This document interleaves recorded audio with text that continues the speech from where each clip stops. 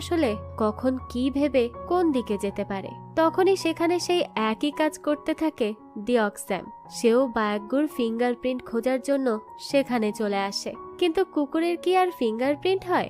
এই সব নিয়েই তো তাদের একসাথে সেখানে দেখা হলে দুজনের মধ্যে কথা কাটাকাটি হয়ে যায়। তারা দুজনই তো একে অপরকে উল্টোপাল্টা কথা বলতেই থাকে। তাদের দুজনের কেউই এখন একজন আরেকজনকে সহ্য করতে পারছিল না। যাক, তো এরপরই দেখানো হয় জিয়ং আর ডিঅক্স্যাম আর বাকি সবাই মিলে একসাথে এক জায়গায় একত্রিত হয়। সবার একটাই আগ্রহ যে বায়াগ্গুকে খোঁজার কাজ কত দূরে গেল।